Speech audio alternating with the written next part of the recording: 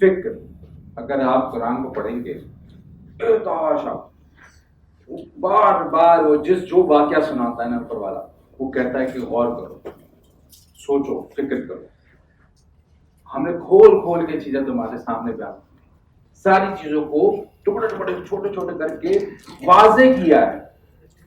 Critical thinking क्या करती है?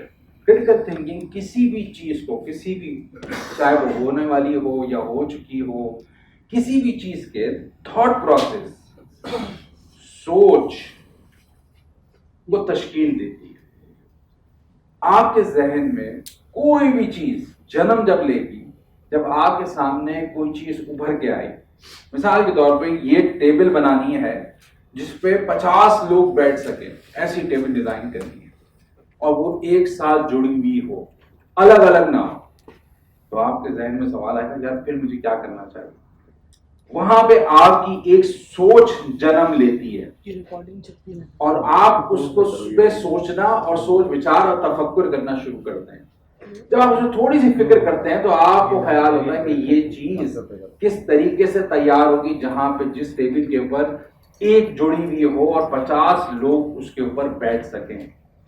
अब मिसाल के तौर पर मैं एक सवाल करता हूं कि यहां से लेके हमें इस्लामाबाद जाना है और हमारी फ्लाइट, जिसमें हमें फ्लाइट पे जाना था, वो जो है कैंसिल हो गई है और अब वो फ्लाइट अवेलेबल नहीं है, तो सर कैसे हम वहां पे इस्लामाबाद तक जाएंगे? बाय रोड जाएंगे, सही है। अब आप मिसाल के तौर पे बैठ गए गाड़ी के अंदर, गाड़ी चली, लेकिन आगे पहुंचने के बाद गाड़ी हो गई हीटअप और उसका इंजन हो गया खराब। अब क्या करेंगे? नहीं, आप नहीं, अभी तो गाड़ी से हम आगे कैरी कर रहे हैं, अब आपके पास गाड़ी में सर ने आपको बिठा दिया, अब आप क्या करेंगे?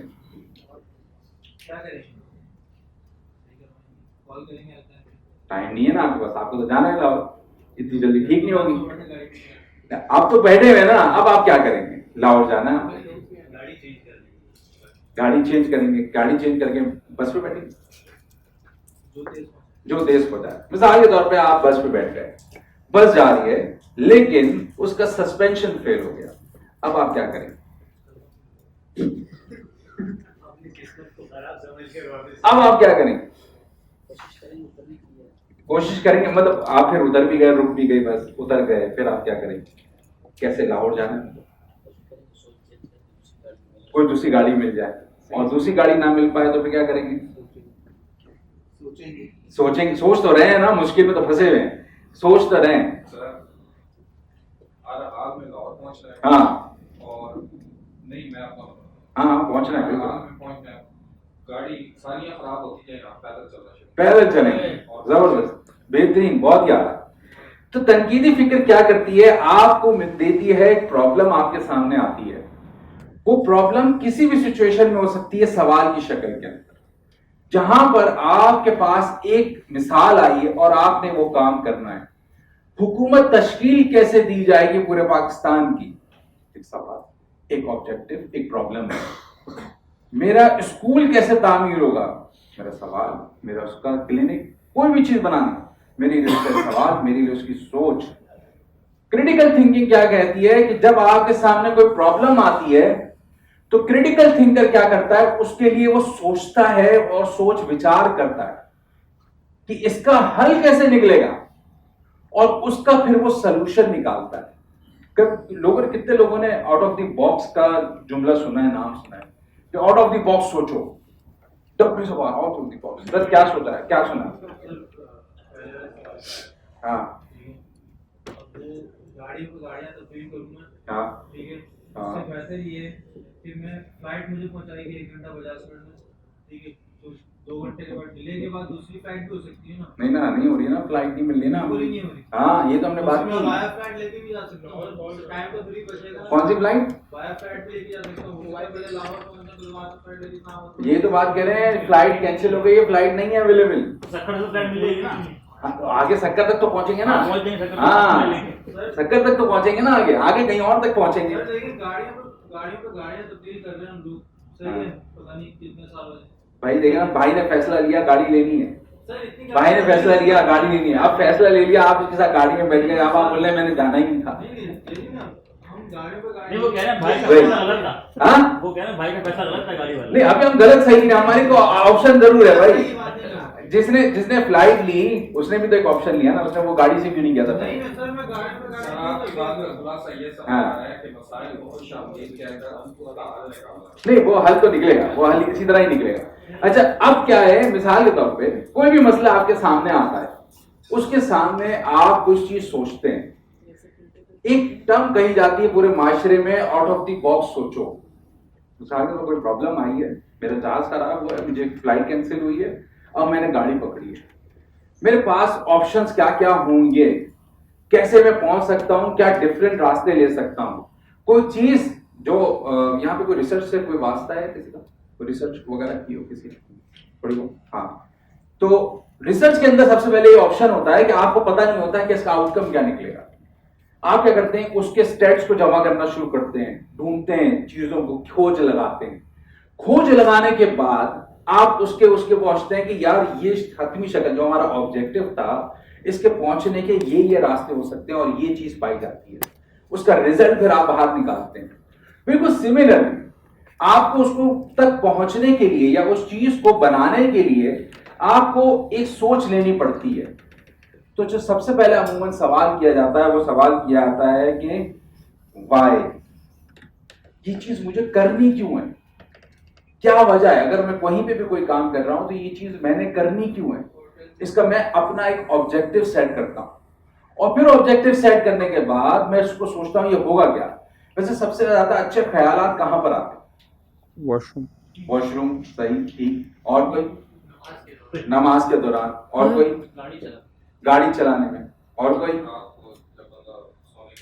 रात को जब बंदा बिल्कुल आराम से रिलैक्स कर रहा हो, हाँ, अकेले बैठा हो, बिल्कुल सही। ऑफिस में ख्यालात क्यों नहीं आते ज्यादातर?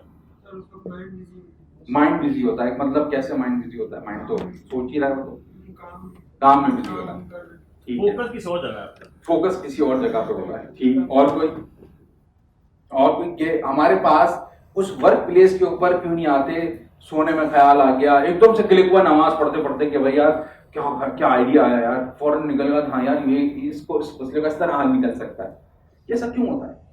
ऑफिस में जो वर्क दिया जाता है, हाँ, उसको टाइम से कंप्लीट करना, ठीक। फिर माइंड में ये बिल्कुल सही, ठीक, बेहतर। सर इंसान जब सबसे ज्यादा हालत सुकून में होता है, हाँ, उस वक्त जो है उसके जहन में ऐसे ख्याल आते हैं और हालत सुकून में वो नमाज में गिरता है, बिल्कुल सही, करते वक्त गिरता है, जब रात को लेटा होता है तब भी होता है, बिल्कुल सही, और ऐसे ही जब बंदा पैर पे शवाते का भी बैठ जाता है तब भी होता है। बिल्कुल सही, ठीक, बेहतर। जो एक बिल्कुल डिफरेंट कंडीशन हो जाती है। जैसे हमारा ये एक कमरा है, इसी तरीके से हर शख्स का कोई ना कोई एक बॉक्स होता है, और वो बॉक्स क्या करता है, वो उसकी थिंकिंग को लेकर आता है, सोच को लेकर आता है। उसकी सोच जो बनी हुई होती है वो उसका बॉक्स होता है। जब हम कहते हैं कि आउट ऑफ द बॉक्स सोचो, तो वो रास्ते ढूंढो जिसका जो रास्ता अभी हमारे सामने नहीं है। उसमें क्या करता है, जब वो इंसान सोचने के लिए रास्ते ढूंढता है तो उस जगह से निकलने के इसलिए करता है कि एक रूटीन प्रैक्टिस में आ चुका था डेली बेसिस पे, जिस जगह पे वो काम कर रहा होता है, इसलिए उसको वो ख्यालात वैसे ही आ रहे होते हैं जैसे ख्यालात वो डेली बेसिस पे लेके चल रहा होता है, क्योंकि जहन वहां पे केस्ड हो चुका होता है। लेकिन जहां जैसे उस सेटिंग से बाहर निकल के, मिसाल के तौर इस कमरे से निकल के बाहर किसी और एक्टिविटी के अंदर इन्वॉल्व होता है, फिर उसको ख्याल आता है कि यार ये इसका रास्ता एक ये भी है। जितना ज्यादा वो उस पर गौर व फिक्र करता है, उसका गौर व फिक्र उसको क्या सिखाती है, उसको लेके जाती है एक नए डब्बे की तरफ। और जब नई थिंकिंग फॉर्म होती है तो उसका डब्बा पहले से बड़ा हो जाता है। जो लोग प्लानिंग के साथ काम करते हैं, प्लानिंग के साथ काम करने के बाद वो फैसला करते हैं कि यार हमारे पास ये चीजें पहले से थी, वो चीज सोच आपको क्या देती है और रास्ते खोलती है, उस डब्बे से बाहर निकालती है, जो डब्बा इस वक्त करंट डब्बा हमारा यहाँ पे मौजूद है, और वो सिखाता है कि प्रॉपर तरीके से कि हमें कैसे उसके अंदर आगे बढ़ते हुए जाना है। इससे क्या नजर आता है, समझ में आता है?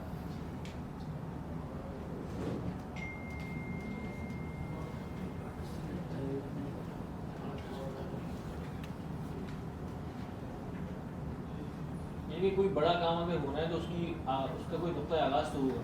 ठीक, सही। और कोई? बुनियाद, जबरदस्त, ठीक। और कोई? सेल्फ कॉन्फिडेंस दिखता है, ठीक। और कोई? खुदा अपने बंदे से कहता है तुम बीज हो, दरख्त बनाना मेरा काम, लाइफ देना उसके अंदर, जिंदगी देना ये मेरा काम। जब खुदा कहता है कि किसी शख्स को कि जुस्तजू करो, फल देना मेरा काम। क्रिटिकल थिंकिंग क्या सिखाती है? क्रिटिकल थिंकिंग सिखाती है जुस्तजू करना, नए रास्तों की खोज लगाना। वो जो अमल पहले से होता आया है कि हम हमेशा से कर्जों के अंदर फंसे रहे हैं, उस कर्जे से निकलने का क्या एक क्रिटिकल सोच हो सकती है उसके पीछे कि आप सोच के साथ उस मसले को हल कर सकते हैं, और उस मसले का हल कैसे निकाला जा सकता है। खुदा कहता है कि बीज तुम बोगे, जुस्तजू तुम करोगे, उसकी फसल ना मैं दूंगा, माहौल मेरा होगा, जगह मेरी होगी, ऊपर से सारी चीजों के अलावा मैं करूंगा, तुम्हारा काम है उसके लिए जुस्तजू करना जो फसल तुम्हें चाहिए। अगर बीच में मेरे ख्याल में कोई कहता खुलूस के साथ, अगर खुलूस के साथ कोई बंदा काम करना शुरू करता है तो क्या करता है? खुदा उसका हाथ पकड़ता है, किस्मत उसका हाथ पकड़ती है और उसको आगे की तरफ लेके चलती है। सोच क्या करती है? अगर आप एक टिपिकल, एक रिलैक्स एनवायरनमेंट से निकलकर, अपने वाय से निकलकर आगे की तरफ बढ़ते हैं कि ये अब मुझे कैसे करना है, जब क्यों से कैसे की तरफ आप बढ़ते हैं तो आपको एक नया जवाब मिलता है, और वो नया जवाब आपको आगे की तरफ लेके आता है। अब मेरा सवाल वापस वहां पर आ रहा है कि हम जब कोई पॉलिटिकल लीडर चूज करते हैं तो लीडर चूज करते वक्त हमारी बहुत सारी चीजें आपस में क्लैश करती हैं।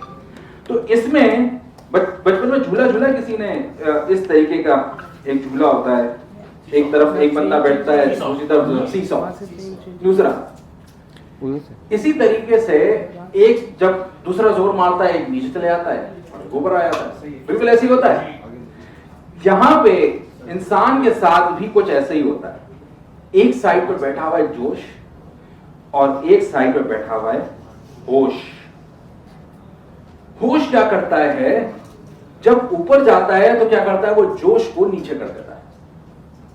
जब जोश ऊपर जाता है तो वो क्या करता है? होश को नीचे कर देता है।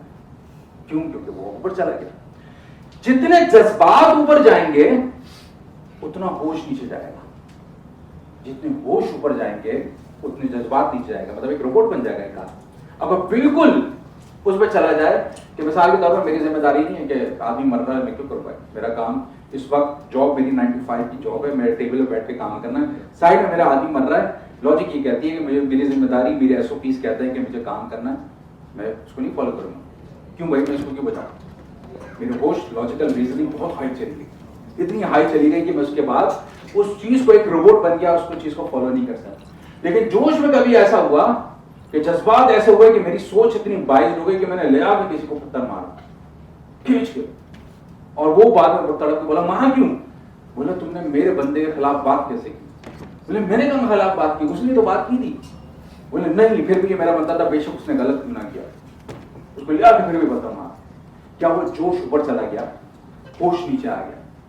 जब हम क्रिटिकल थिंकिंग की बात करते हैं तो क्रिटिकल थिंकिंग एक चीज सिखाती है कि हमारे सामने कोई भी प्रॉब्लम आए तो हम अपने होश और जोश को मेंटेन करके कैसे चल सकते हैं ताकि हमें डिसीजन मेकिंग के अंदर आसानी हो सके। और अगर हमारा जोश ऊपर है तो हम उसको कैसे बैलेंस पे लेकर आए ताकि हमारा होश हमें सपोर्ट कर सके डिसीजन में। कहा जाता है ना कि जब तुम जोश में हो कभी भी वादे ना करो। खुशी के अंदर बहुत ज्यादा वादे करने की जरूरत नहीं, गम के अंदर किसी को बिल्कुल धुतकारने की जरूरत नहीं, थोड़ा सा दिमाग यूज करो, जज्बात में हल्का सा कंट्रोल लो। वो जो स्टिमुलस मिला है, वो जो पुश मिला है, उस पुश को नीचे लेके आओ थोड़ा सा। क्यों? क्योंकि जब फैसला करेंगे जोश के अंदर, जब जोश पीक पे होश नीचे, तो वो फैसला गलत हो जाएगा। हो सकता है लेकिन चांस है कि बहुत ज्यादा गलत हो जाएगा, क्योंकि आप इतने जज्बाती हुए में कि आप वादा कर लेते हैं हर चीज का, अरे हम ये कर लेंगे यार, हम ये कर लेंगे। लेकिन जब आप आके बाद में सोचते हो यार ये मैंने क्यों किया, ऐसा क्यों किया? एक क्रिटिकल थिंकर लीडर क्या करता है? अपने लाइफ की सीसॉ का ख्याल करता है। हाँ, जोश में होश नहीं खोता। जोश तो बिल्कुल बुनियादी बेसिक नेसेसिटी है, वो जीरो पे कभी नहीं जा सकती। इसी तरीके से होश बुनियादी जरूरत है, वो कभी भी जीरो पे नहीं जा सकता, क्योंकि अगर जोश जीरो पे चला गया तो सब कुछ खत्म हो गया।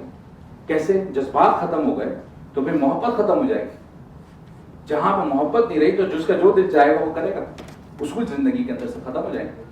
इसीलिए जरूरी है कि एक क्रिटिकल थिंकर लीडर को जब डिसीजन ले रहा हो, जब जमहूरियत की बात आ रही हो, जब फैसलों की बात आ रही हो, जब दुनियावी मामलात को देख रहा हो, पर्सनल मामलात को देख रहा हो, उसके लिए बहुत ज्यादा जरूरी है उस यूथ के लिए, उस लीडर के लिए, कि वो देखे कि मेरा जोश और होश का सीसॉ किधर है। मैं फैसले लेते वक्त कहीं बाइस तो नहीं हो रहा बहुत ज्यादा। बाइस कैसे होते हैं? यार ये तो अपना ही आदमी है, बेशक इसने किसी के साथ जुल्म किया है, कोई बात नहीं, अपना ही तो है। अरे ये कैसे कंप्रोमाइज कर दिया? तुम्हारे तो बुनियादी उसूल थे, ये कंप्रोमाइज कब से हो गए कि कोई बात नहीं, गलत कर रहा है, गलत करने दो, अपना आदमी है। यहां पे क्या होता है? जोश ऊपर चला जाता है, होश बिल्कुल नीचे चला जाता है। अपना आदमी है, अपने कबीले का आदमी है, अपने साथ का आदमी है, और एक गलत काम कर गया भाई, उसकी वजह से नुकसान क्या हुआ? उसकी वजह से पूरी की पूरी सोसाइटी ने सफर किया, माशरे ने सफर किया। तो इसीलिए जरूरी है एक लीडर का, सबसे पहले जब हम क्रिटिकल थिंकिंग, तनकीदी फिक्र की बात करते हैं, सोच की, जब क्रिटिकल एनालिसिस की बात करते हैं अपने ऊपर या माशरे के ऊपर या किसी लीडर के ऊपर या पूरी सोसाइटी या मेंबर्स के ऊपर, तो ये देखना जरूरी है कि हमारा सीसॉ का लेवल क्या है, ताकि हम डिसीजन लेते वक्त ना बाइस्ड हो और ना अजम्पशंस के ऊपर डिसीजन ले रहे हो। गाली बलाओ। हमारे एक दोस्त था, तो वो ना फेल बहुत होने लगा था, तकरीबन 2 साल तक फेल होता रहा। हम स्कूल में थे, और जब फेल होता रहा तो एक सोच बनी कि भाई यार ये पढ़ता नहीं है शायद, अच्छा नहीं है शायद, और इसका सिलसिला जो है वो सही नहीं है, मामला जो है, और हमेशा पढ़ता ही नहीं होगा, ये काम ही नहीं करता होगा। लेकिन जब कुछ अरसे बाद पता चला तो वो एक बीमारी के अंदर इन्वॉल्व था। उस बीमारी की वजह से वो फंक्शन नहीं कर पा रहा था, लेकिन वो किसी के सामने नहीं था। अजम्पशंस क्या करती हैं कि हमें सोच एक क्रिएट कर देती है कि ये तो है ही पूरा, हम उसको क्या करते हैं, लेबल करके कैटेगराइज कर देते हैं। क्रिटिकल थिंकर लीडर क्या करता है? वो सोच और होश के साथ काम लेता है, सोचता है कि यार कोई और भी रीजन हो सकता है, उसके अंदर जाके उसके फुट स्टेप्स में सोचता है उसकी तरफ से कि ये किस मसाइल से, किन मसाइल से गुजर रहा होगा, जिन मसाइल से वो शख्स गुजर रहा है, मैं उसके ऊपर मेरी लीडर के पॉइंट ऑफ व्यू से मेरी निगाह है कि नहीं है। अगर मेरी निगाह नहीं है तो मैं एक लीडर नहीं कह सकता अपने आप, और मैं क्रिटिकल थिंकर नहीं कह सकता। मेरा डब्बा छोटा ही है, मेरा डब्बा बड़ा नहीं हो पाया क्योंकि मैंने सोच अपनी बड़ी नहीं है ना। कोई चीज कम्युनिकेशन नहीं था, ब्रेकडाउन था, मतलब चीजें नहीं थी, एग्जिस्ट नहीं करती थी, तो सब लोग आइसोलेट होकर रहते थे और उन तक चीजें जो हैं बहुत देर से पहुंचती थी। क्या हुआ? ग्लोबल विलेज जब फॉर्म हुआ, उसमें क्या किया, जब नया दौर आया तो ग्लोबल विलेज किस तरह फॉर्म हुआ कि वो सब चीजों ने, टेक्नोलॉजी ने उसको कनेक्ट करना शुरू कर दिया। ट्रेड का सिस्टम बढ़ गया, चीजें बढ़ गई, लोगों के ताल्लुकात बढ़ गए। हम क्या करते हैं, हम एक ऐसे एनवायरनमेंट में रहते हैं कि अब हम डिसोसिएट नहीं हो सकते, हमें किसी न किसी हवाले से उसके साथ इंगेज होना होगा। जरूरी नहीं हम उसकी बात माने, लेकिन हमें इंगेज होने का एक तरीकेकार समझना जरूर पड़ेगा कि जब हम इंगेज हो रहे हैं तो कैसे इंगेजमेंट हमारी होनी चाहिए। एक लीडर के लिए इस आने वाले दौर के अंदर सवालात, सोच करने की चीजें 10 गुना बढ़ चुकी हैं, क्योंकि अब उसकी रसाई हर एक किसी दूसरे मुल्क के किसी लीडर के साथ लाजमी होगी, और वो वहां पे जाके बाकायदा सोचेगा उसको जरूर, और वहां से उसकी चीज को फॉर्म करते हुए लेके चलेगा। तो ये बुनियादी कॉन्सेप्ट है जो अब मॉडर्न एरा के अंदर और ज्यादा फलेगा फूलेगा। क्यों? क्योंकि अब आप किसी और के बगैर काम नहीं कर सकते। विदाउट सिनर्जी आप सर्वाइव नहीं कर पाए। आपको अपने लोग गिर्द गिर्द के अंदर चाहिए जिनके साथ आप कम्युनिकेट करके चीजों की डेवलपमेंट के ऊपर काम कर सकें, और वो बेहतर से बेहतर वो चीज वक्त के साथ साथ होती चली जाए। तो एक क्रिटिकल थिंकर, जब हम बात करते हैं जमहूरियत के अंदर, तो वो मुख्तलिफ लेवल से होता हुआ गुजरता है, और वो सीखता हुआ चलता है। उसका डब्बा एक छोटे डब्बे से बड़ा डब्बा की तरफ बढ़ता है, और वो सोच विचार के साथ अपने फैसलों को बायस नहीं होने देता। फैसलों को जज्बात के अंदर पीक पे जाने नहीं देता, क्योंकि जब जब ऐसा करेगा उस वक्त वो नुकसान उठाएगा, क्योंकि वो इंडिविजुअल नहीं है, वो लीडर है जिसके अंदर वो उस ग्रुप के हवाले से सोच रहा है, जिसके साथ बहुत सारे लोग जुड़े हुए हैं, जिसके साथ इलाके के मामला जुड़े हुए हैं। तो इसीलिए क्रिटिकल थिंकर का एक सीसॉ स्केल होना वो बहुत जरूरी है, ताकि उसका फैसला उसको सोच और विचार के साथ, तफक्कुर के साथ सही फैसलों के अंदर मदद कर सके। Thank you very much.